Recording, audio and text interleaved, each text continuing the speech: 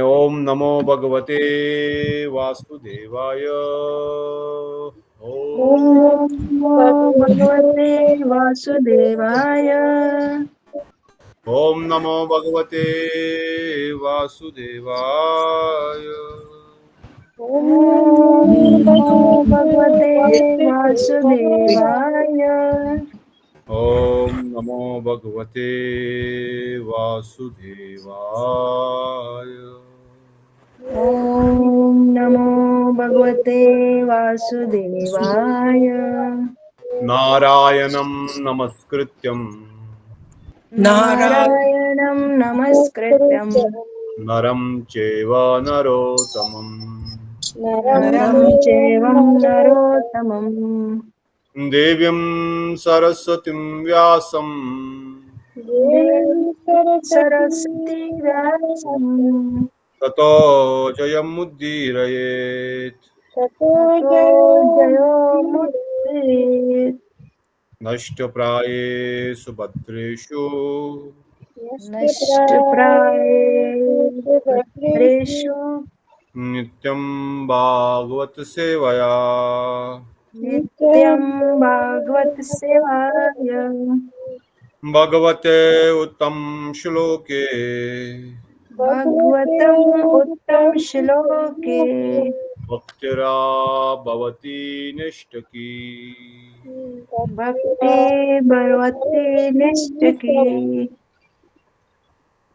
तो श्रीमद् बृहद भागवतामृत ग्रंथ को प्रणाम करते हुए सनातन गोस्वामी श्री रूप सनातन भट्ट रघुनाथ श्री जीव गोपाल भट्ट दास गोस्वामी षड गोस्वामी वृंद के चरणों में प्रणाम करते हुए सचिनंदन गौर हरि पार्षद महाप्रभु नित्यानंद प्रभु अद्वैत ठाकुर गदाधर पंडित श्रीवास ठाकुर अद्वैत ठाकुर के चरणों में प्रणाम करते हुए उनके हेतु कृपा की प्रार्थना करते हैं। राधा गोविंद ललिता विशाखा जो सचिनंदन गौर हरि अभिन्न श्री राधा गोविंद जू श्री वृंदावन धाम श्री मायापुर धाम श्री जगन्नाथपुरी धाम को प्रणाम करते हुए उनके हेतु कृपा की प्रार्थना करते हैं।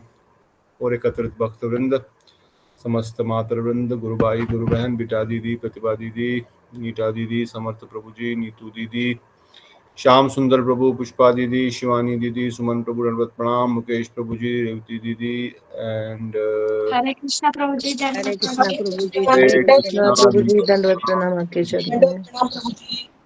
दंडवत। और एन प्रभु जी को भी दंडवत प्रणाम। एन प्रभु जी जो भी है जहाँ से भी जुड़े हैं आपको भी स्वागत है और आपका भी दंडवत प्रणाम। सनातन प्रभु जो यहाँ पर विराजमान है सिंहासन पे सनातन प्रभु को भी दंडवत प्रणाम। श्री राधे जय जय श्री राधे।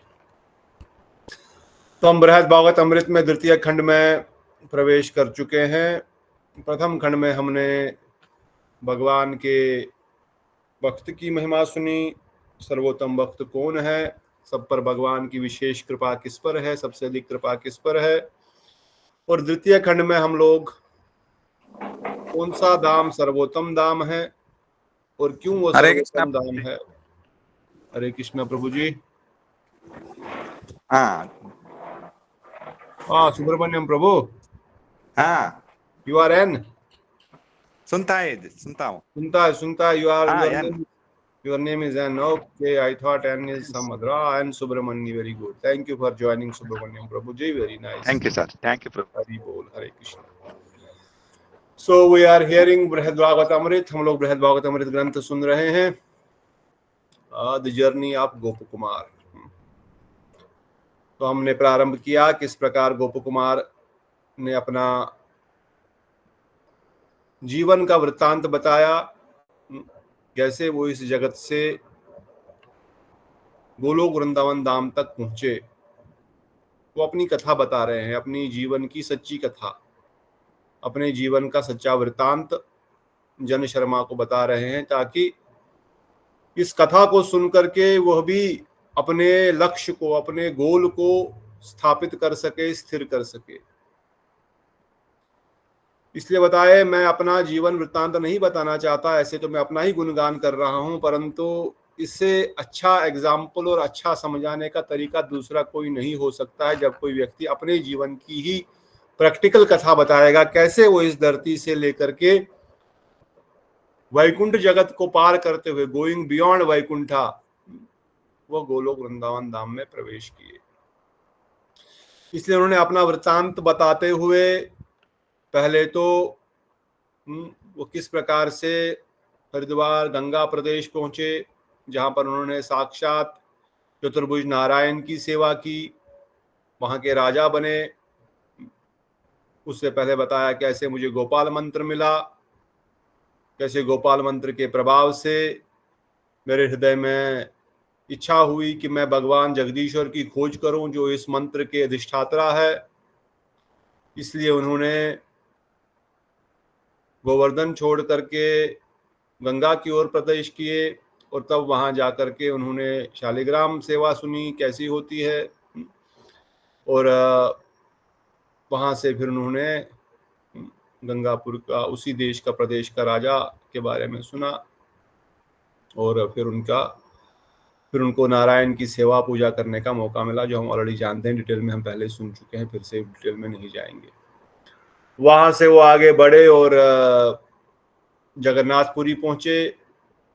क्यों उस स्थान को छोड़े ये भी हमने सुना, और जगन्नाथपुरी में कैसे जगन्नाथ जी की सेवा का मौका मिला, जगन्नाथपुरी के राजा बन गए, और अल्टीमेटली जगन्नाथ जी की आज्ञा से वहां से फिर से मथुरा आए। मथुरा में जगन्नाथ जी को दर्शन न करने के कारण, व्याकुलता के कारण जगन्नाथ जी फिर से जगन्नाथपुरी जाने की इच्छा हुई, परंतु रास्ते में जाने से पहले ही गंगा किनारे पे उनको कुछ वैष्णव मिले, कुछ भक्त मिले, जो स्वर्ग का गुणगान कर रहे थे, और स्वर्ग में विशेषकर से इंद्र का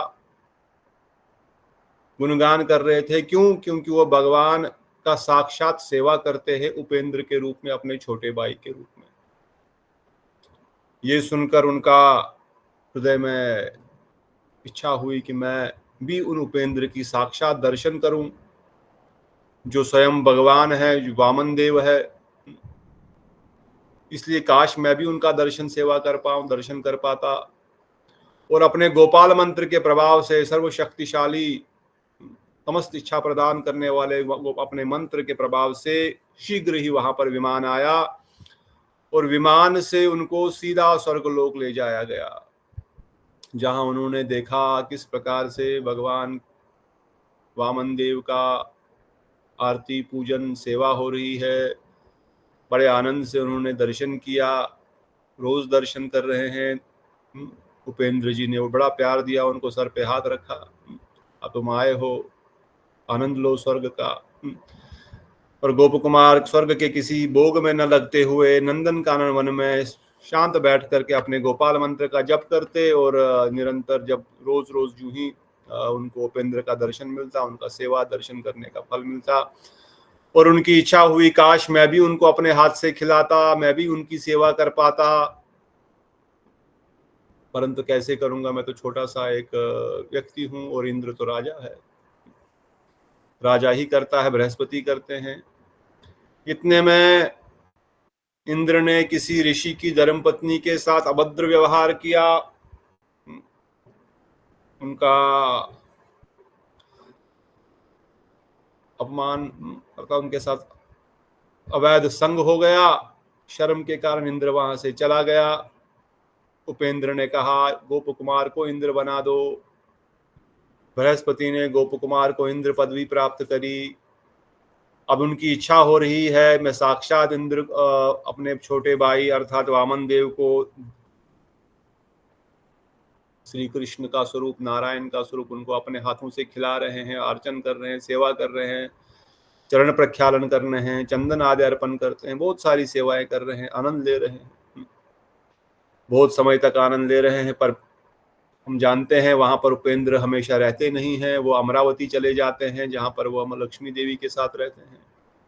जब वो चले जाते हैं तो गोप कुमार को बड़ा दुख होता है, जब आते हैं फिर से आनंद की अनुभूति होती है। दुखी रहते हुए उनका मुंह सूखने लग गया, मुंह काला हो गया।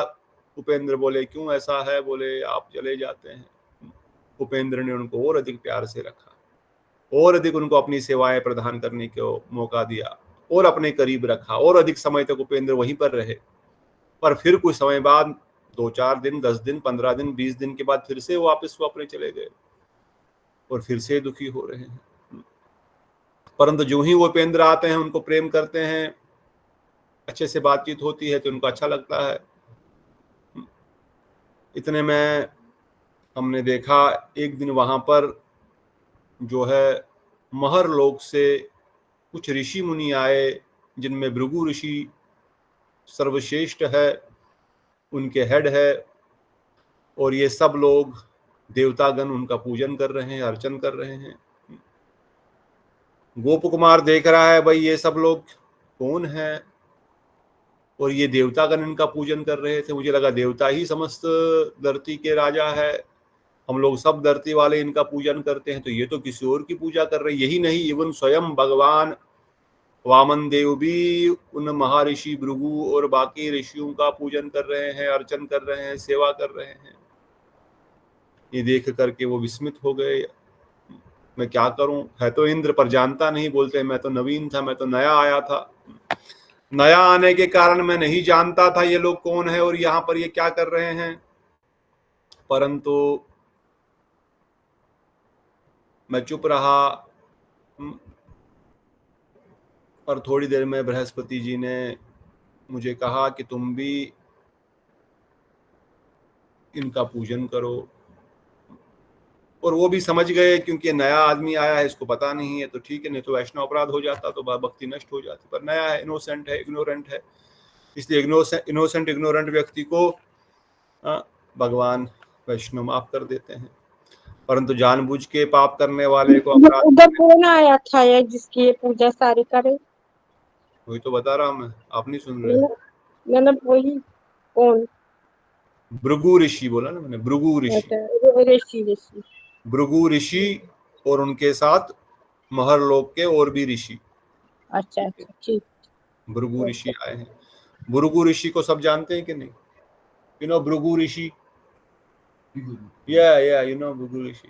Who will tell about Bhrigu ऋषि?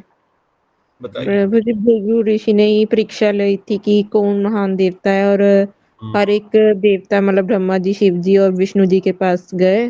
तो ब्रह्मा जी तो वैसे उनके पिता है, उन्होंने ब्रह्मा जी को प्रणाम नहीं करा, तो ब्रह्मा जी गुस्सा हो गए। तो फिर वो कह रहे थे मतलब महान जो भगवान है, भगवान किसी पर गुस्सा नहीं करते, जे भगवान नहीं हो सकते। फिर वो शिव जी के पास गए और शिव जी किसके अनाप शनाप वर्ड बोलने लग गए, तो वो भी गुस्सा हो गए। तो फिर पार्वती शिव जी तो उनके ऊपर त्रिशूल लेकर आकर मारने लगे, तो पार्वती जी ने शांत करा। तो उन्होंने कहा जे तो सीधे मारने पर आ गए, जे भी भगवान ही हो सकते।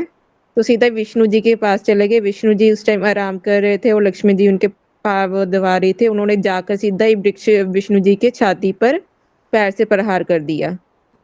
तभी विष्णु जी ने कहा कि हे ब्राह्मणगण, कि आपके जो कोमल चरण है मेरी छाती पर आकर आपके उनको चोट लगी होगी, तो अब मैं आपके चरण दे देता हूँ। तो फिर उन्होंने कहा कि यही भगवान है जो हर समय शांत रहते हैं, मेरे मारने के बावजूद भी ये नहीं हिले। तो भृगु मुनि ने ही वो उनकी परीक्षा ली थी। बहुत सुंदर। तो इस प्रकार भृगु ऋषि ने भगवान श्री नारायण की वैशिष्ट को प्रकाशित किया। महर्षि भृगु ने, क्योंकि सब लोग यज्ञ कर रहे थे, ऋषि मुनि, और यज्ञ का भोगता है कौन? त्रिदेव तो है यहाँ पर, ब्रह्मा विष्णु महेश, इस जगत में इस त्रिलोक के स्वामी। पर यज्ञों का भोगता किसको बनाया जाए? इसलिए वो विचार विमर्श कर रहे हैं। बोल रहे हैं जो सबसे सहनशील है, जो सबसे विनम्र है, वही यज्ञों का भोगता होगा। भाई sit here. No, sit here, no problem. Sit. Why? Okay, you are old person, you can sit. Okay. तो इस प्रकार से भृगु ऋषि का कथा आपने सुनी। उन्होंने कहा ठीक है, सर्वश्रेष्ठ भृगु ऋषि है, क्योंकि गीता में भी भगवान कहते हैं ऋषियों में मैं भृगु ऋषि हूँ।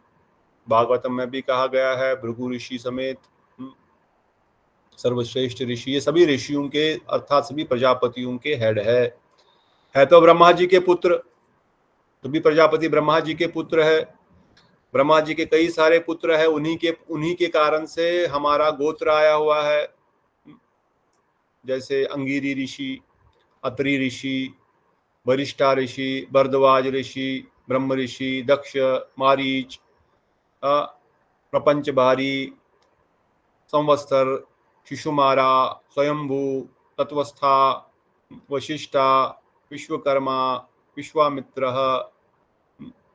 ये सब गोत्र भी इन्हीं से आए हैं। जो आपके गोत्र है, किसी का गोत्र भारद्वाज है, किसी का कश्यप है, किसी का उपमन्यु है, किसी का धनंजय है, किसी का वशिष्ठ है, किसी का पराशर है, किसी का कौशिक है। ये कहाँ से आए? आखिर हम आए कहाँ से? बंदर से तो नहीं आए ना। हम लोग तो ब्रह्मा जी के पुत्रों से उत्पन्न हुए। ब्रह्मा जी ने प्रजापतियों को बनाया, मानस पुत्रों को, फिर उन्होंने सृष्टि की रचना आगे करी, उन्होंने विवाह किए और सृष्टि की रचना आगे हुई।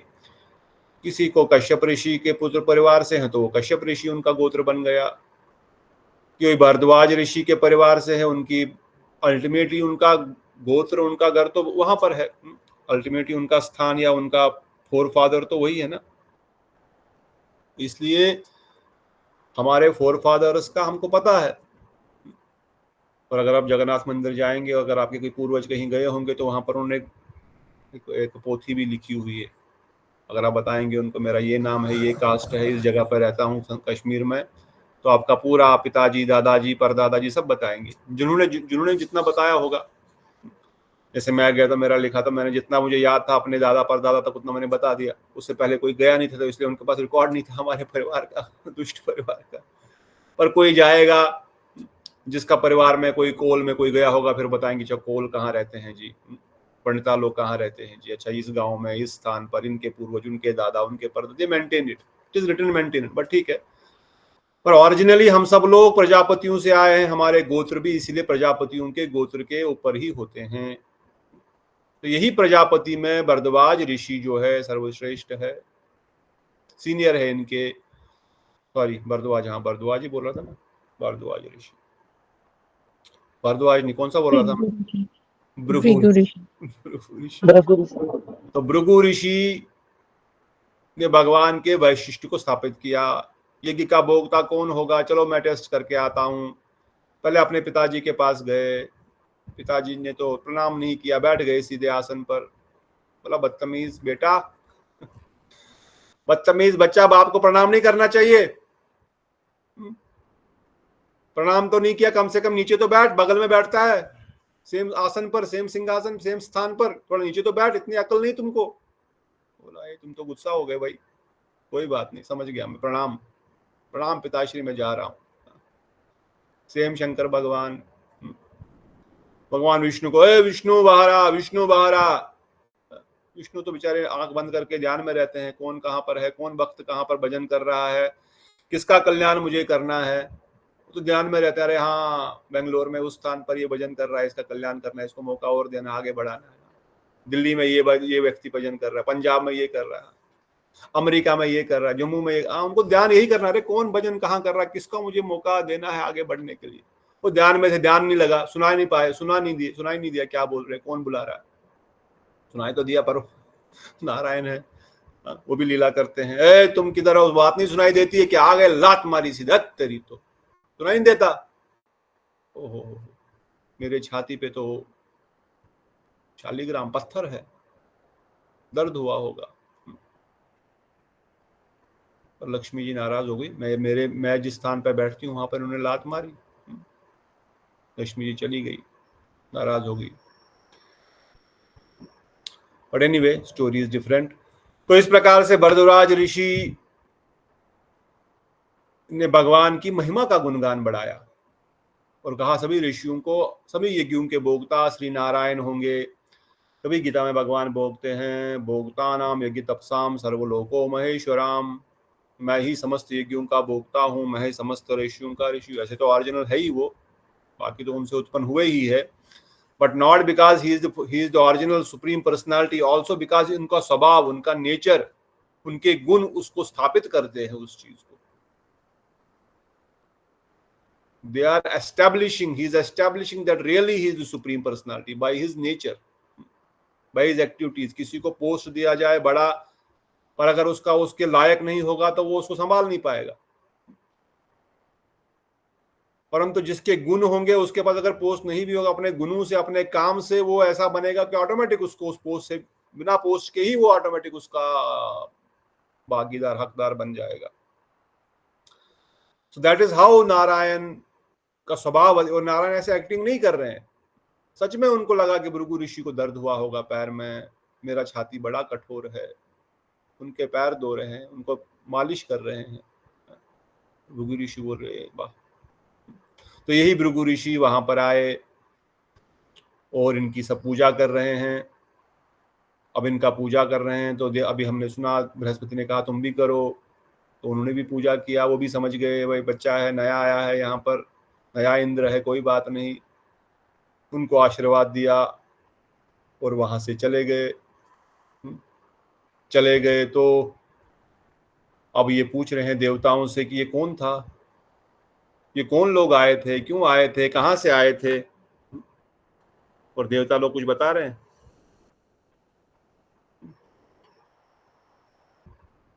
नहीं बता रहे थे कुछ भी। क्यों नहीं बता रहे थे? Why demigods were not replying to गोप कुमार? कोई है? आवाज आ रही मेरी कि नहीं? Why? गोप कुमार, मेरी आवाज आ रही है? हरे कृष्णा, हरि बोल, am I audible?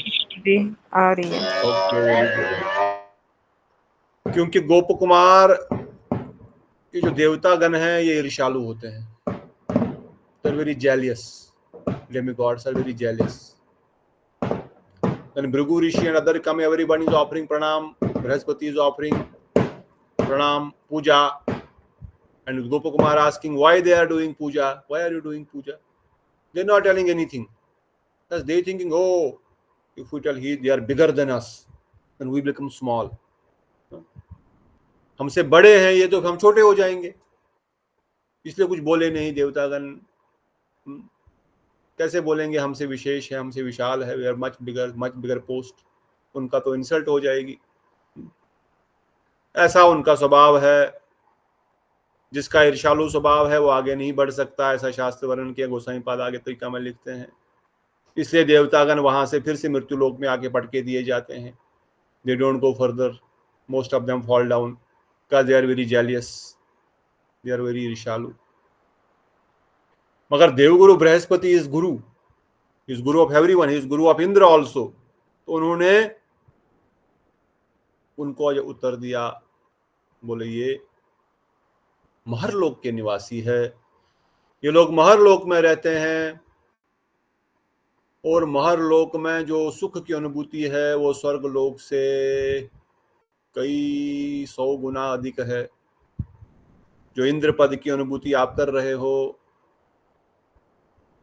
और वहां पर स्वयं भगवान श्री हरि यज्ञ पुरुष के रूप में प्रकट होते हैं और इन सब के आहुतियों को स्वीकार करते हैं, साक्षात प्रकट होकर के खाते हैं, लेते हैं। तो गोप कुमार सोच रहे हैं अगर मेरे भगवान स्वयं वामन देव इन ऋषियों की पूजा कर रहे हैं, बृहस्पति जी भी इनकी पूजा कर रहे हैं,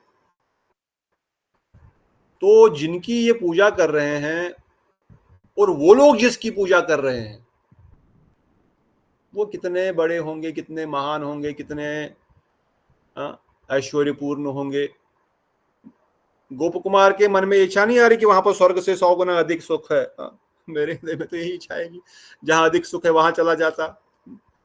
और गोप कुमार ये नहीं सोच रहा है कि वहां पर 100 गुना 1000 गुना अधिक सुख है, स्वर्गलोक से, इंद्र पदवी से भी अधिक सुख है। नहीं, वो सोच रहे हैं अरे मेरे नारायण, मेरे उपेंद्र जिनका पूजन कर रहे हैं, बृहस्पति देवतागण जिनकी पूजा कर रहे हैं, अर्थात उनको इतना, उनकी इतनी विशिष्टता है, उनका इतना वैशिष्ट्य है कि ये लोग उनकी पूजा कर रहे हैं। और वो लोग जिसको पूजा कर रहे हैं, मतलब यज्ञ पुरुष जिसकी वो पूजा करते हैं, वो कितने सुंदर होंगे, कितना उनका ऐश्वर्य होगा, कितना उनका प्रभाव होगा। काश मैं उनका दर्शन कर पाता। I should go and have darshan of that यज्ञ पुरुष। तो गोसाई पाल लिखते हैं, पीछे प्रश्न पूछते हैं। आपका कोई प्रश्न है क्या अभी तक? कोई प्रश्न है अभी तक? अगर प्रश्न है तो फिर मैं प्रश्न पूछूंगा। Any question? Anyone? What have we learned so far? नहीं। तो प्रश्न पहले आता है जो गोस्वामी पाद अपने टीका में लिखते हैं, टीका पढ़ लिया करो अगर समय मिलता है किसी को तो, मतलब पहले पढ़ लिया करो, यहाँ पर तो इतना समय नहीं, we are doing revision, although revision में भी हम लोग पूरा ही पढ़ रहे हैं, बट फिर भी वी आर डूइंग रिवीजन। तो पहली बात पूछ रहे हैं भाई, ये महर्षिगण स्वर्गलोक में क्यों आए? Why did Bhrigu Rishi came to स्वर्गलोक? बताइए क्यों आए स्वर्गलोक? उनको स्वर्गलोक से क्या काम? क्यों आए? कोई बता सकते हैं? जल्दी जल्दी बताना पड़ेगा, कुछ भी बता दो जो आपको ठीक लगता है। Sanatan Prabhu, what do you think they came to Swargaloka? प्रभु जी मुझे पता नहीं, मगर दर्शन के लिए आए हैं क्या भगवान के, उपेंद्र जी के? उनके पास तो उपेंद्र का बड़ा स्वरूप यज्ञ पुरुष है वहां पर। और कोई? श्याम सुंदर? प्रभु जी से देवता भी भोग में लगे होते हैं, तो उनको अपनी कृपा देने कुछ हरि कथा वगैरह शायद सुनाने के लिए आ सकता है। बिल्कुल, जीवों के कल्याण के लिए तीर्थ करंत तीर्थानाम, तीर्थों को पवित्र करने के लिए साधुगण जाते घूमते फिरते हैं। Why do you go to Ganga? Why? Because you want to purify Ganga. Although Ganga never needs purification. Ganga तो भगवान की चरणामृत है, गंगा कभी अपवित्र होती नहीं है, गंगा कभी भी अपवित्र नहीं हो सकती। उसमें करोड़ों अरबों खरबों अनगिनत इन्फिनिटी लेवल के पाप भी अगर डाल दिए जाए फिर भी वो अपवित्र नहीं हो पाएगी, क्योंकि भगवान का चरणामृत है, शंकर भगवान ने अपने मस्तक पे धारण किया हुआ है। पर बाकी तीर्थों में लोग जाकर के अपवित्र कर सकते हैं, इसलिए ऋषि मुनि साधुगण जाकर के उसको पवित्र कर देते हैं। तो सनातन को से प्रश्न पूछ रहे हैं, why they need to go? लेकिन सिंपली से पवित्र हो जाए जिस तीर्थ को, ये गंगा या यमुना सरस्वती जो भी है, कालिंदी जो भी है, प्रयाग है, ये तीर्थ जो है पुष्कर पवित्र हो जाए, उनके संकल्प मात्र से, बोलने मात्र से ही पवित्र हो जाएगा, फिर जाने की क्या आवश्यकता पड़ी? तो बोलते हैं तीर्थ तो पवित्र हो जाएगा, मगर तीर्थ में कई सारे जीव जंतु, पशु पक्षी, पेड़ पौधे, मनुष्य, इनोसेंट लोग, बहुत सारे ऐसे जीव होंगे जो उनका दर्शन से पवित्र हो जाएंगे। इसलिए ऋषि मुनिगण कभी स्वर्गलोक, क्योंकि प्रश्न यहां पर आया था, वो अकस्मात वहां पर आ गए। कल हमने पढ़ा था, परसों जब भी पढ़ा, परसों तरसों, अकस्मात वहां पर आ गए बिना किसी कारण के। कोई वहां पर कोई यज्ञ हो नहीं रहा था, कोई वहां पर कोई आयोजन नहीं था, किसी ने बुलाया नहीं था। जब किसी ने बुलाया नहीं, कोई आयोजन नहीं है, तो फिर वो क्यों आए? बोले जीवों का कल्याण करने के लिए। तो फिर आगे प्रश्न एक और उठता है। Sanatan Goswami is asking two important question. Another important question in तात्पर्य he is asking Gop Kumar क्यों नहीं जानता था इन ऋषियों के बारे में? वो तो इंद्र है, वो तो उपेंद्र की सेवा कर रहा है। Why Gop Kumar is not able to, उनको क्यों बृहस्पति को बोलना पड़ा कि आप इनकी सेवा करो, इनको पूजा करो? उनके बारे में क्यों नहीं जानते? उन्होंने कभी इनके बारे में सुना ही नहीं था, श्रवण ही नहीं करा, उन्हें पता ही नहीं था, उनको पता ही नहीं ये लोग कौन है। बहुत सही है। परंतु प्रश्न गोसाई पाद ये कर रहे हैं, जो भगवान की साक्षात सेवा कर रहा है, क्या वो किसी चीज से अनभिज्ञ रह सकता है? कोई साधारण व्यक्ति की सेवा कर रहा है क्या? जो नारायण की सेवा कर रहे हैं, भगवान स्वयं भगवान की सेवा कर रहे हैं, छोटा मोटा भक्त भी अष्टसिद्धि नवनिधि के दाता बन जाते हैं। हनुमान जी तो अष्टसिद्धियों के दाता है, देने वाले हैं। यहां तो साक्षात वामन देव की सेवा कर रहे हैं, इंद्र की पदवी दी गई है उनको। क्या इनको पता ही नहीं कि इस लोक के पीछे एक महर लोक भी है, वहां पर ये लोग निवास करते हैं? That is the question, important question. Why isn't Gopakumar aware about Maharlok, why he doesn't have the power to know more, why is his buddhi still संकुचित? ऐसा क्यों है? जानना ही नहीं चाहते थे भगवान के अलावा कोई किसी और चीज के बारे में, क्योंकि वो भगवान में ही लीन थे। जो पर्सन भगवान में ही मतलब सेवा में के आनंद में ही खुश हो जाता है, तो उनको किसी और चीज को जानने की जरूरत ही नहीं है। बिल्कुल एक उत्तर सनातन गोस्वामी ये देते हैं, पर फिर भी ये प्रश्न पूछते हैं वो जानना चाहे ना जानना चाहे, उनको तो पता लगना चाहिए ऑटोमेटिकली। उनको जानने की आवश्यकता नहीं है। वो सही उत्तर है कि भाई वो कहते हैं मैंने जब तक भगवान उनकी सेवा कर रहे हैं मैंने तो पूछा भी नहीं ये कौन है, क्योंकि तब जब तक भगवान वामन देव स्वर्ग में विराजमान है उनको देखने के अतिरिक्त कोई इच्छा ही नहीं होती। They don't want to do anything when Vaman Dev is there. He just want to see him. उनका दर्शन करते ही हृदय, we cannot imagine, हम लोग तो दर्शन नहीं किए ना कभी भगवान के, हमने दर्शन कभी किए नहीं है। हम श्री विग्रह का दर्शन करके ही जब उनको देखते हैं, निहारते हैं, अच्छे से अगर निहारते हैं तो आसपास में कोई जा रहा है आराम को दिखता है क्या? हम तो उसको देखने में ही आनंदित होते हैं। हाँ, कोई 10 लोग आए 10 लोग जाए, कोई किसी को मारे कोई को पीटे, हमको क्या फर्क पड़ता है? ऐसा होता नहीं, पर हमको तो फर्क पड़ता है। कोई इधर उधर से भी चला जाता है तो हमारा माइंड अटेंशन डाइवर्ट हो जाता है। परंतु अगर कोई व्यक्ति कभी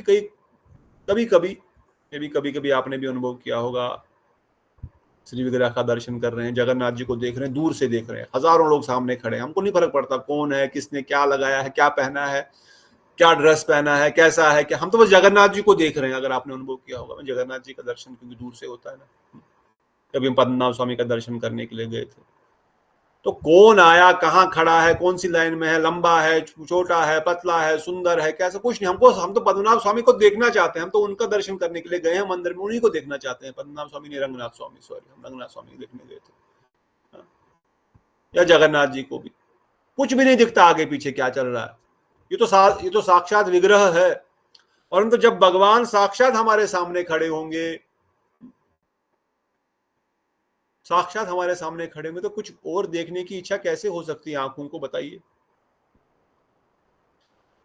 और जब हरि कथा चल रही है तो कुछ और सुनने की कैसे किसी की इच्छा हो सकती है, समझ में नहीं आता। जब हरि कथा चल रही है, भगवत का गुणगान चल रहा है, तो कोई और कुछ और सुन कैसे सकता है, कैसे अटेंशन डाइवर्ट हो सकता है? मतलब अभी रुचि आई नहीं। इससे check yourself, question mark, check yourself. When I am seeing Lord, is my attention getting diverted? I have not yet got any interest, any attraction towards Sri Vigraha. When I am in Hari Katha, I am getting diverted. I have not developed any taste for Hari Katha. Hari कथा में अभी कोई रुचि उत्पन्न नहीं हुई है, अभी यहाँ वहां कुछ चल रहा है तो उसमें मन चला जा रहा है।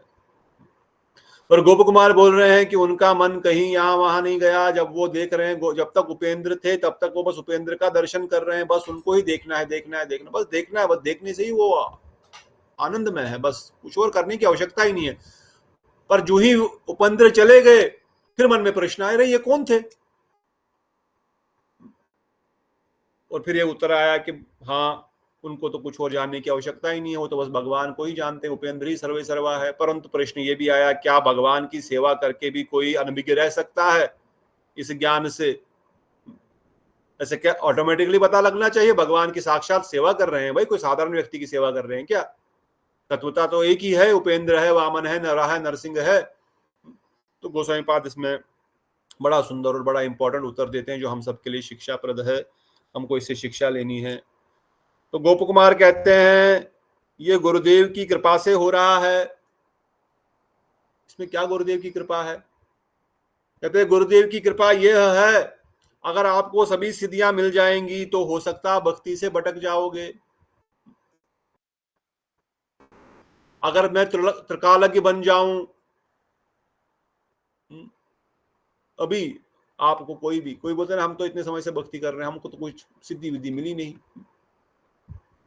तो क्या ये सिद्धि गुरुदेव की कृपा से? नहीं, सिद्धि नहीं मिल रही है, ये गुरुदेव की कृपा है हम पर। हमारे काम अभी भी ठीक नहीं हो रहे हैं, अभी भी तकलीफ हो रही है, ये भी गुरुदेव की कृपा है। नहीं तो भोग में लग सकते हैं, हमारा भी ऐसा अधिकार है नहीं कि हम भजन, अगर हमको सब चीज फैसिलिटीज मिल जाएंगे और हम भजन करेंगे। अरे अगर हम थोड़ा सा विचार करेंगे, कोई व्यक्ति छोटी मोटी जड़ी बूटी पैदा कर लेता है, सारे लोग उनके पीछे भागने लग जाते हैं। कोई सिंदूर निकाल दिया, कोई जड़ी बूटी निकाल दिया, कोई किसी को नौकरी दिला दी, किसी को पास कर दिया। जैसे परसों पिछली बार बता रही थी प्रवीणा माता, ये अपना मंजरी दीदी, श्याम बाबा को ऊपर बैठा दिया, कृष्ण को साइड में नीचे कर दिया। अरे श्याम बाबा ही कलयुग के बाबा है, वो तो बाबा है, वो तो भगवान के भक्त है भाई। तो समझो जिन्होंने उनको श्याम बाबा बनाया उनको ही तुमने साइड में रख दिया। क्यों? क्योंकि श्याम बाबा तो सारी हारे का सहारा, वो तो सारी इच्छाएं पूर्ण कर देंगे। श्याम बाबा को प्रणाम। बट क्या वो भगवान से ऊपर हो गए? बट साधारण व्यक्ति को क्या, चमत्कार को नमस्कार। कोई जड़ी बूटी दे दिया, कोई विभूति दिखा दिया, उसको प्रणाम कर दिया, वही भगवान का परम भक्त बन गया। परंतु थोड़ा सा विचार करो, प्रभुपाद जी ने, भक्तिवेदांत स्वामी प्रभुपाद जी, भक्तिवेदांत प्रभुपाद गुरुदेव ने ऐसे कोई चमत्कार नहीं दिखाए, पर क्या उनके चमत्कार कम है? जो व्यक्ति विदेशों में मदिरापान, मांसाहार, अवैध स्त्री संग, समस्त प्रकार के दुष्कर्मों से लिप्त है, वो केवल एक बार कथा कीर्तन सुनने मात्र से भक्त बन गए, सब कुछ छोड़ दिया, उनके पीछे पीछे चल पड़े। ये कोई चमत्कार से कम है? क्या ये बड़ा चमत्कार है, या कोई जड़ी बूटी पैदा करना बड़ा चमत्कार है? क्या लगता है आपको? क्या लगता है प्रतिभा माता को, पुष्पा दीदी को क्या लगता है?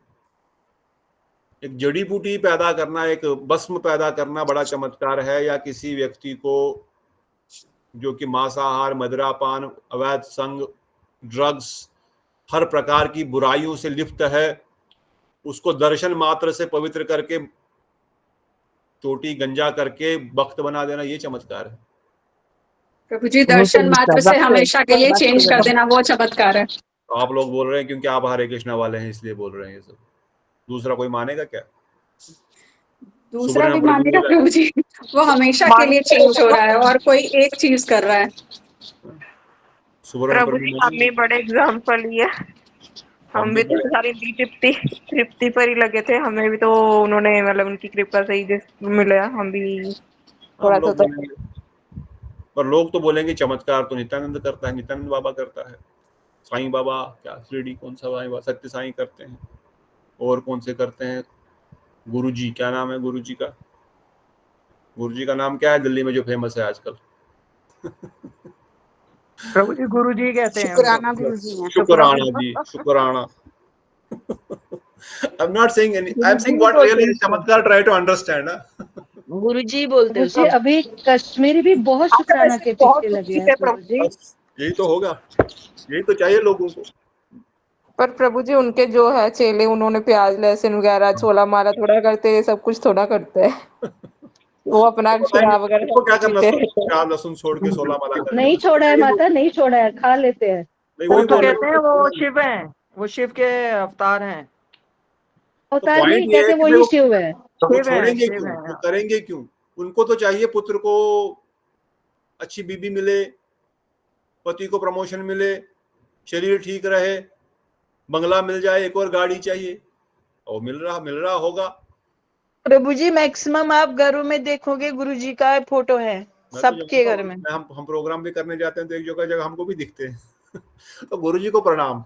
आई have no problem with any guruji और एनी सिद्ध महात्मा।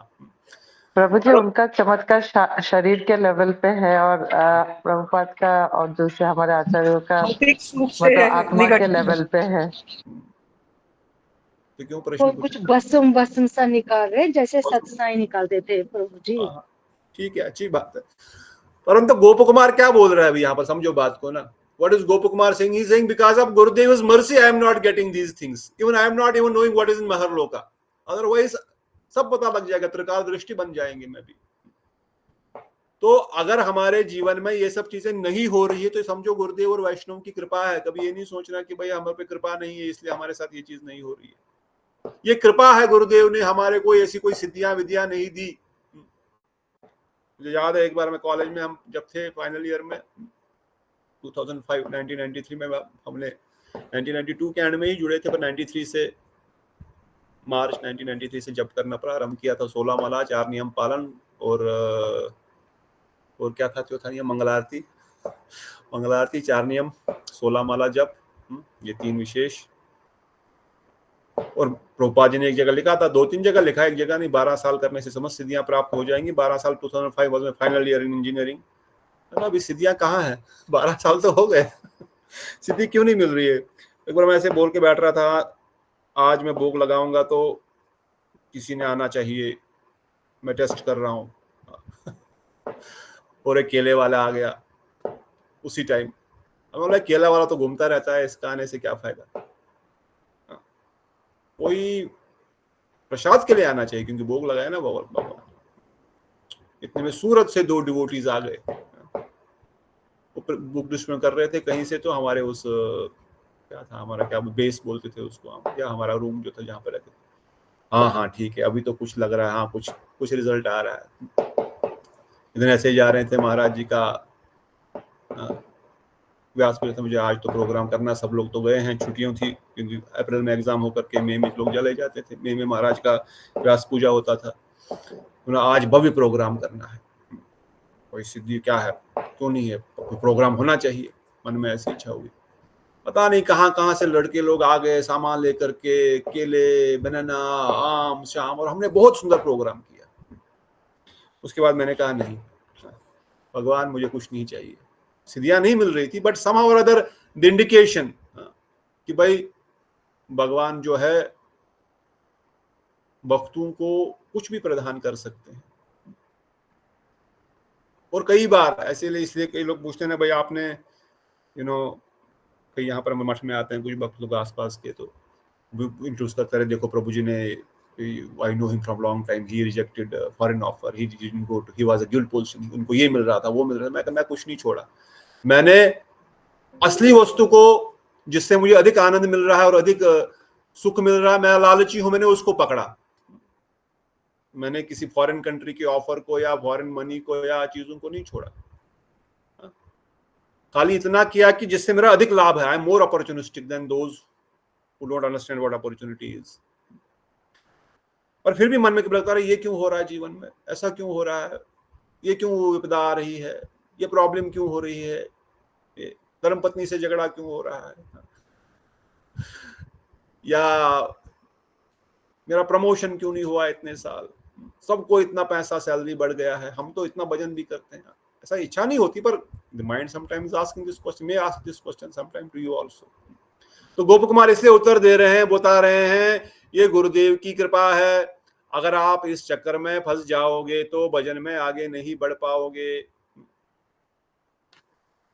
इसलिए सर्वज्ञ स्वयं भगवान का पूजन करते हुए भी, उनका साक्षात दर्शन करते हुए भी, जिनको थोड़ी कुछ कृपा प्राप्त हो जाए, उनके पास तो अष्ट सिद्धि, नवनिधि, सब प्रकार की सिद्धियां मिल जाती है, सब प्रकार के त्रिकालज्ञ बन जाते हैं, वो क्या नहीं कर सकते। तो यहाँ गोप कुमार को ये भी नहीं पता ये भृगु ऋषि है कौन, ये कहाँ से आए, ये कैसे हो सकता है। इसे गोसाई पाद वर्णन करते हैं, गोप कुमार ने कहा ये मेरे गुरुजी की कृपा से था। टीका भी कुछ लिखे, गुरुजी की कृपा से इसलिए था ताकि मैं किसी प्रकार से भी फंसता तो कभी नहीं, और उनकी कृपा ही थी। ये गुरुजी की कृपा ही है कि हमको गुरुदेव वही चीज और उतनी ही चीज उसी समय पर प्रदान करते हैं जब हमको उसकी आवश्यकता है, जितनी हमको आवश्यकता है। हमारे भजन में कोई बाधा ना आए, हमारे भजन में बाधा ना आए, सबसे बड़ा इंपॉर्टेंट यही हमारे गुरुवर्गों के लिए। हमारे शरीर का कोई कष्ट बढ़े, कुछ होगा, वो होने दो, वो उसके लिए बोलेंगे कोई बात नहीं, तो कर्म करना पड़ेगा, परंतु भजन में बाधा नहीं आने दूंगा तुम्हारे, ये मेरा प्रॉमिस है, अगर तुम मेरे शरणागत ठीक से भजन कर रहे हो। तो दूसरा गोप कुमार ये भी वर्णन कर रहे हैं। फिर उसके महत्व का, उसके आनंद का कैसे मुझे पता लगेगा, जब मैं पहले ही जब जानूंगा, अरे महर लोक में ऐसा ऐसा होता है, ऐसा ऐसा होता है, मैं पहले ही जान गया, तो वहां जान करके उसकी अनुभूति कैसे कर पाता, वो जो शिवानी जी ने पॉइंट बताया। तो इस प्रकार से गोप कुमार के हृदय में इच्छा हुई कि मैं उन यज्ञ पुरुष का दर्शन करूं। आपने प्रश्न का उत्तर नहीं दिया सब किसी ने, खाली शिवानी जी ने थोड़ा बहुत दिया, मतलब ठीक से हम सुनते नहीं है, इसे सुनते हैं, ये प्रश्न टीका में था इसलिए हमने पढ़ा नहीं था। तो इस प्रकार से गोप कुमार कहते हैं मेरे मन में एकमात्र इच्छा है, मैं उन यज्ञ पुरुष का दर्शन करना चाहता हूं। और हमेशा हमने देखा गोप कुमार के जीवन में वो कभी भी ये नहीं चाह रहे हैं कि मुझे अधिक सुख की अनुभूति हो।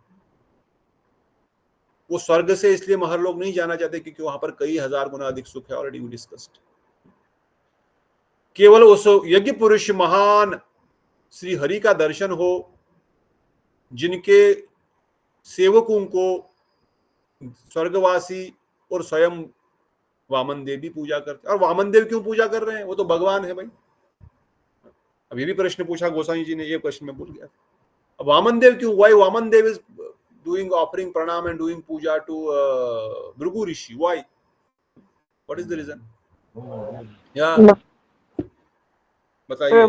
भगवान को ब्राह्मणों की सेवा करने से आनंद मिलता है। ब्राह्मण जैसे आता है ना, नमो ब्राह्मण देवाय गो ब्रह्म हिताय च जगताय कृष्णाय गोविंदाय नमो नमः।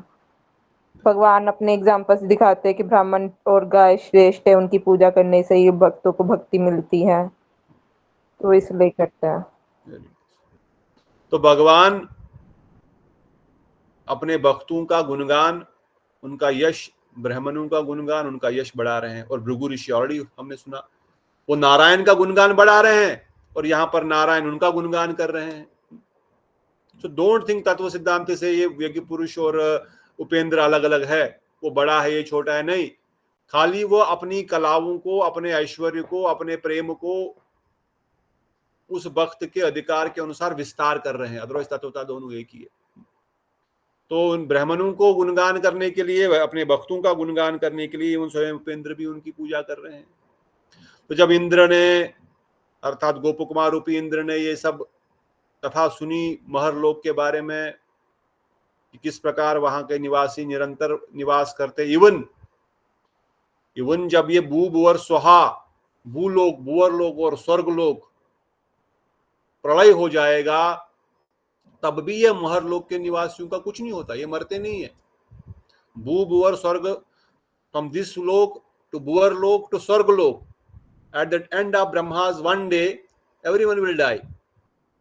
Everyone will go in darkness. But the residents of Maharlok, they don't die. परंतु ये प्रलय होता कैसे है?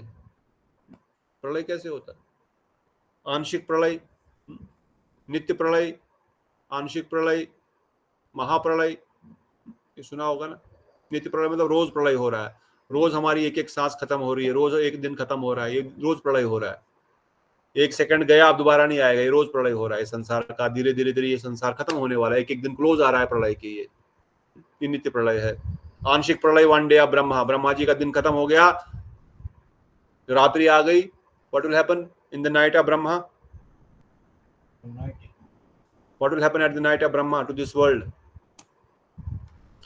What will happen? पुष्पा दीदी जल्दी बताओ। सुमन प्रभु क्या बोल रहे हो? कहाँ सो रहे हो? प्रलय हो जाएगा। प्रलय हो जाएगा तो क्या होगा? किसका प्रलय होगा? नष्ट हो जाएगा सब।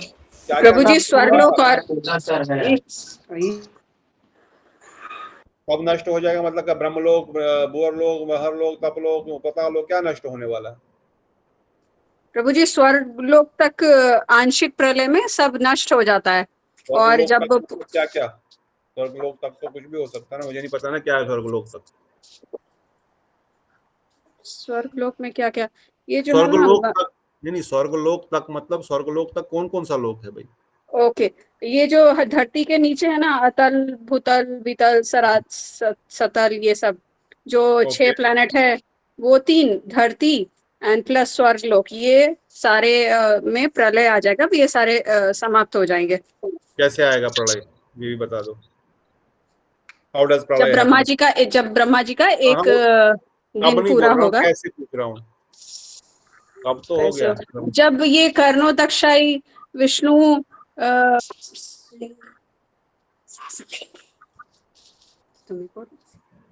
जब ये सांस लेते हैं और छोड़ते हैं तो एक यूनिवर्स खत्म हो जाता है ना। तब तो यूनिवर्स खत्म होगा ना, तो ब्रह्मा जी भी खत्म हो गए, वो तो महाप्रलय है।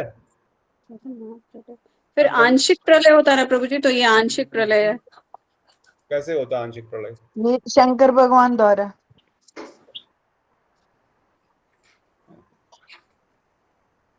शंकर भगवान भी तांडव करते हैं कभी कभी, समटाइम शंकर डज, पर जनरली संकर्षण अपने मुख से आग निकालते हैं। उस आग से पूरा भूभुवर स्वर्ग लोग जल जाता है, सब लोग खत्म हो जाते हैं। पर उस आग की लपटें कहां तक जाती है? महर लोक तक जाती है, और महर लोक के निवासी उस आग की लपटों में रह नहीं सकते। फिर क्या करते हैं? वो नहीं रह सकते तो जनलोक में चले जाते हैं। जनलोक में चले जाते हैं। तो प्रश्न क्या पूछा था मैंने? What was the आंशिक question? प्रलय कैसे होता है और महरलोक के निवासी जब उससे प्रलय होता है तो पहले, कहाँ चले जाते हैं? ये प्रश्न के पहले तो गोप कुमार ने हाँ महरलोक की महिमा सुनी कि इवन ब्रह्मा जी के दिन खत्म होने के, मतलब 1000 चतुर्युग खत्म होने के बाद भी उस महरलोक का प्रलय नहीं होने वाला। You can imagine how powerful that Maharloka will be. Brahma ji के एक दिन में तो 1000 चतुर्युग हो गए, 14 इंद्र आकर के चले गए, 14 इंद्र 14 मनवंतर खत्म हो गए, परंतु महरलोक में तो कुछ असर ही नहीं।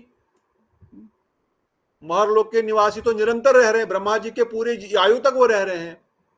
ब्रह्मा जी की आयु कितनी है? कितनी आयु? 100 साल। 100 साल। 100 साल ही है ना भाई, क्यों कंफ्यूजन है? 100 मुखी ब्रह्मा की आयु कितनी है? इतनी ही होगी प्रभु जी, 100 साल। सबकी इतनी आयु है। भले ही ब्रह्मांड बड़ा है, सर ज्यादा दिए गए हैं काम करने के लिए, मगर आयु उतनी ही है। इन सब की आयु उतनी है। तो ठीक है, आगे बढ़ते हुए महरलोक का इतना गुणगान सुनने के बाद कि महरलोक में किस प्रकार से निरंतर स्वयं भगवान विराजमान है, ये पुरुष के रूप में, महरलोक में प्रलय नहीं होता है, आंशिक प्रलय, जब स्वर्ग लोक भी डूब जाएगा, इंद्र आदि सब खत्म हो जाएंगे, भूभ और स्वाहा ये तीनों लोगों का स्वाहा हो जाएगा, संकर्षण के मुख से निकली हुई आग से सब भस्मीसात हो जाएंगे। ब्रह्मा जी की रात्रि में सभी जीव ब्रह्मा जी अंधकार में ब्रह्मा जी के पास अर्थात उस अंधकार में चले जाएंगे, और ब्रह्मा जी के अगले दिन पे आने से फिर से ये प्रकाशित हो जाएंगे। अब वो ब्रह्म ज्योति में वहां से चले जाते हैं। कहाँ चले जाते हैं? That is a different topic, I will not touch that topic. But then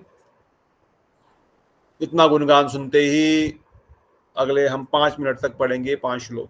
पढ़ लीजिए, स्क्रीन पे दिख रहा है। इस प्रकार का संकल्प कर मैं मंत्र जप करने लगा, जप के प्रभाव से अतिशीघ्र व्योमयान उपस्थित हुआ और उस व्योमयान पर चढ़कर मैं महरलोक पहुंचा और वहां के वे चित्र का दर्शन किया। वहां मैंने जिस निर्दोष तथा अनिर्वचनीय सुख, वैभव तथा भजन का दर्शन किया वह त्रिलोकी में कहीं भी नहीं है। जहाँ पर भृगु प्रमुख हजारों भक्ति परायण महर्षि महायज्ञों का अनुष्ठान कर रहे थे, उस यज्ञाग्नि से दीप्तिमान स्वयं यज्ञेश्वर प्रकट होकर उस समस्त यज्ञ भाग का भोजन करते करते विहार कर रहे थे। उन यज्ञ मूर्ति का तेज करोड़ों सूर्यों की भांति उज्जवल था। वे अपनी अंग कांति द्वारा जगत का हरण कर रहे थे और दोनों भुजाओं को फैलाकर हव्यान ग्रहण कर याज्ञकों को उनका अभीष्ट वर प्रदान कर रहे थे।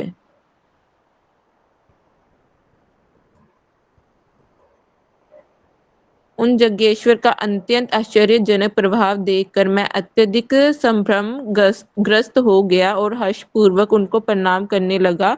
ये देखकर यज्ञेश्वर ने दयाद्र वचनों से बुलाकर स्वयं ही अपने हाथों में से अपना उच्चिष्ट महाप्रसाद मुझे प्रदान किया।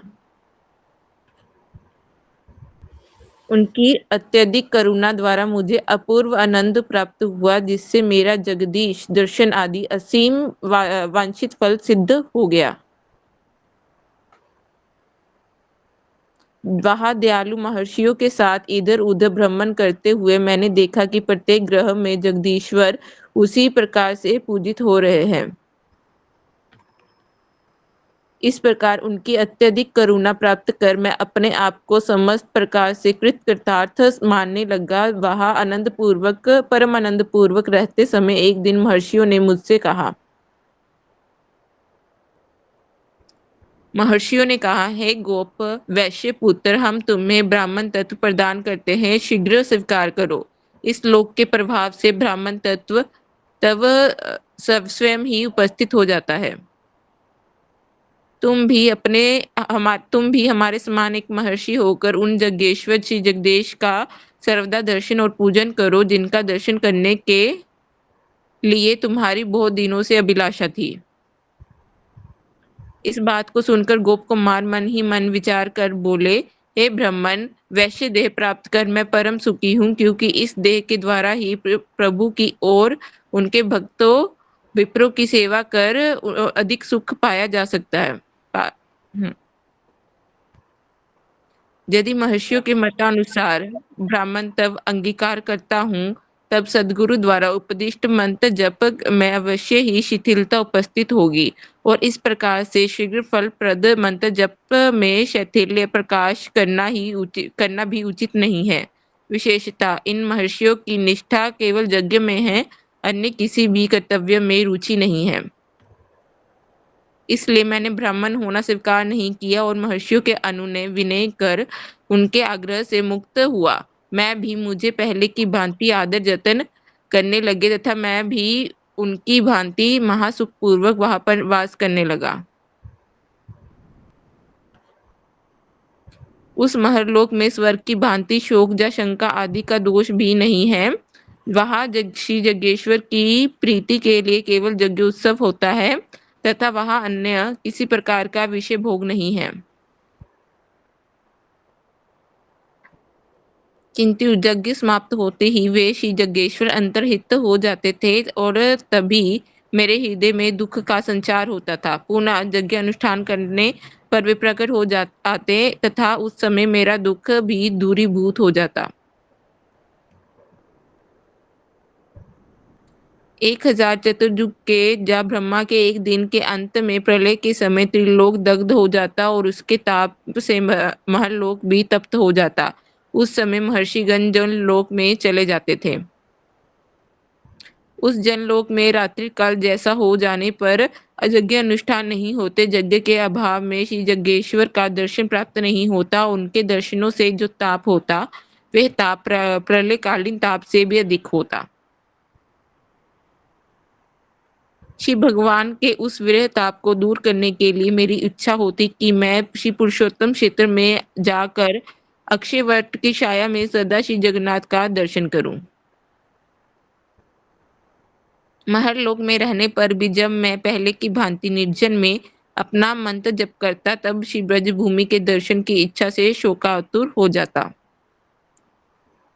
तत्पश्चात दयानिधि भगवान जगेश्वर प्रकट होकर जब मुझे सादर आह्वान करते और मेरे द्वारा प्रदत्त उपहार प्रति सहित ग्रहण करते, उस समय सूर्य उदय द्वारा अंधकार नाश के भांति मेरा समस्त ताप दूर हो जाता। इस प्रकार रात्रि में भी पुनः दर्शन की आशा से समस्त दुख प्रशमित हो जाता। तो इस प्रकार से आपने सुना, अभी गोप कुमार महरलोक पहुंच गए, अपने मंत्र जप कर रहे हैं। मंत्र जप का संकल्प करते ही कि मैं उन यज्ञेश्वर का दर्शन करूं, उनकी प्राप्ति सेवा प्राप्त करूं, वो वहां पर पहुंच गए। और आपने देखा इस प्रकार से महरलोक में सबके घरों में यज्ञ हो रहा है। अपने पुत्र परिवार समेत सभी केवल भगवान विष्णु के लिए पूरा दिन यज्ञ करते हैं। और ये कोई साधारण हमारा जैसा दिन, छोटा सा दिन नहीं है। पूरा दिन अर्थात ब्रह्मा जी का एक दिन।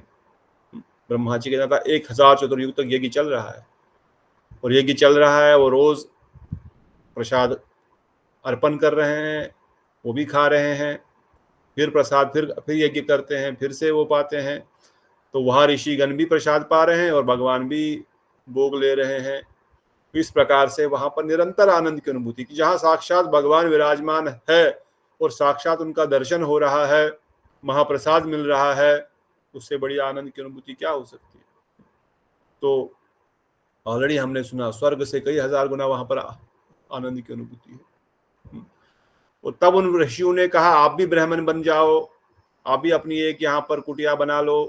कुटिया मतलब वो हमारी ऐसी कुटिया नहीं है, वो दिव्य कुटिया है, यू कैन नॉट इमेजिन। वो क्या है, समझो बहुत सुंदर बगीचा जहाँ पर झरने, पानी, कमल के फूल खिले हुए हैं, सुंदर सुंदर पेड़ है, हजारों, एक एक पेड़ में हजारों करोड़ों फल लगे हुए हैं, एक एक पेड़ में कई कई प्रकार के फल लगे हुए हैं, नदियां बह रही है, झरने बह रहे हैं, और गाय, पशु, पक्षी सब लोग वहां पर विचरण कर रहे हैं। ऐसे स्थान पर समझो जो लोग गए होंगे घूमने, निशात बाग, हाँ, गुलमर्ग या Paris, wherever, I don't know, whatever the best remembrance you have, आपके मन में किस प्रकार का सबसे सुंदर कोई नेचुरल सीनरी का कोई जगह का स्थान का ध्यान हो, समझो उससे भी हजारों लाखों करोड़ों आओगा, कैन नॉट इवन इमेजिन। स्वर्गलोक ही तो इतना सुंदर है, अब तो महरलोक की बात चल रही है।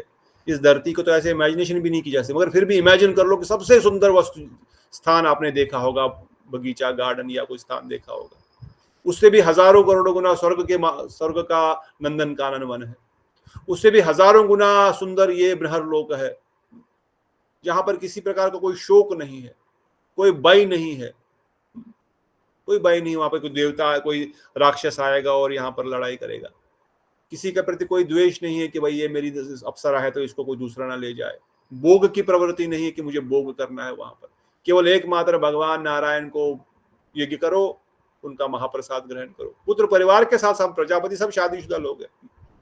तो इसलिए गोप कुमार को कहा तुम भी यहाँ पर रह लो, आओ तुम्हारा भी विवाह करा देते, तुमको ब्राह्मण बना देते हैं, तुम ब्राह्मण को लो, जनेऊ स्वीकार करो, ब्राह्मण बन जाओ और बैठो, तुम भी कर लो, तुम्हें भी आनंद होगा, निरंतर भगवान का रोज दर्शन करो, सेवा करो। तुम दूसरों की यज्ञ में जाकर देखते हो, दर्शन करते हो, प्रसाद खाते हो, क्योंकि योगेश्वर उनको बुलाते हैं, उनको अपना प्रसाद देते थे, उनके हाथ में वो खाते हैं और उनसे बातचीत भी करते हैं। परंतु बोले नहीं, मैं तो अपना जो गुरुजी ने मुझे मंत्र दिया है, जो वेश दिया है वही रहूंगा। क्यों ऐसा उन्होंने वेश चेंज नहीं किया, थोड़ा सा इसके ऊपर कल विचार करेंगे। परंतु गोप कुमार भी वहां पर आनंद ले रहा है, और थोड़े समय के लिए नहीं, इंद्र का थोड़ा सा समय नहीं, 1000 चतुर्युग तक। और इतना ही नहीं, जब महाप्रलय, जब आंशिक प्रलय हो रहा है तो सभी ऋषि मुनि, हमने सुना महरलोक से जनलोक में चले जाते हैं, नेक्स्ट लोक जनलोक। जनलोक में और कोई नहीं रहता, ये महर्षियों के लिए ही दूसरा लोक बनाया गया है, टेम्पररी, वहां पर जाकर रह लो थोड़े समय के लिए, जब तक ब्रह्मा जी की रात्रि खत्म होएगी। परंतु उस समय यज्ञ पुरुष नहीं आते हैं, वो या वहां पर जाके बैठते हैं, आराम करते हैं, परंतु यज्ञ नहीं हो पाता है, क्योंकि रात्रि का समय है, भूभ और सोहा में।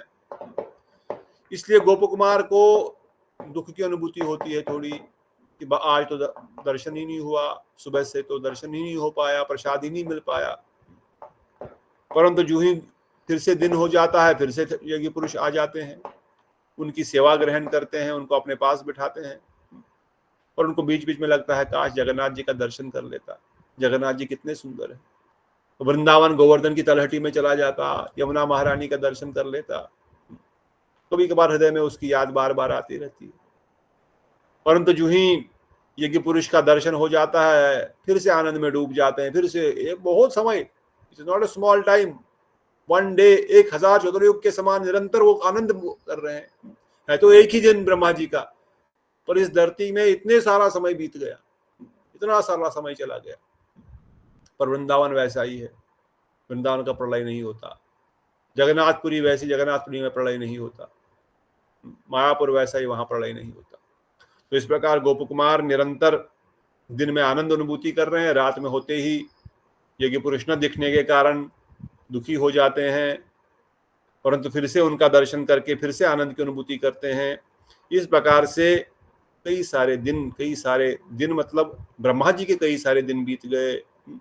और उसके बाद आगे क्या होता है, 4 कुमार वहां पर प्रवेश करते हैं, सनक सनंदन सनातन, उनके साथ क्या बातचीत होती है और क्या गोप कुमार अपनी जर्नी को आगे बढ़ाते हैं, ये हम कल सुनेंगे। तब तक के लिए कोई प्रश्न है किसी का तो पूछ सकते हैं। Okay, no question, any comments, anyone? बहुत धन्यवाद।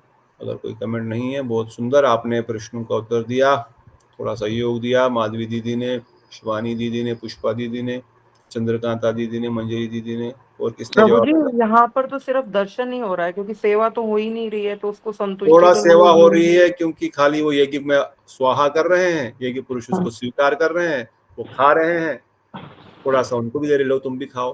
कितनी सेवा हो रही है, इसी सेवा से थोड़े से प्रसन्न हो रहे हैं कि मैं, और पर ये सेवा भी मतलब जैसे हमने डिस्कस किया, वहाँ पे हजारों करोड़ों फल फूल, काजू किशमिश बादाम, पता नहीं क्या क्या, वो तो डाले जा रहे हैं क्या हम तो, हमारी इमेज में यही है, काजू किशमिश बादाम सेब अनार अखरोट, यही होगा, दूध दही घी। वहां पर तो असंख्य वस्तुएं होंगी जो कि आनंददायक, जो भगवान नारायण यज्ञ पुरुष स्वीकार कर रहे हैं, और वो निरंतर चल रहा है, दिन भर चल रहा है यज्ञ, स्वाहा स्वाहा, वो ले रहे हैं, खा रहे हैं, आनंद ले रहे हैं।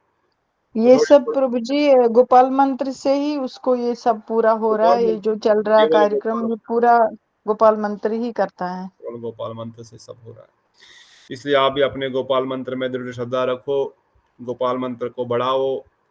10-11 से काम नहीं चलेगा, 1 माला 2 माला करो, पर मैं नहीं बोल रहा हूँ, आप खुद ही करो मुझे कोट नहीं करना कहीं पर कि मैंने बोला।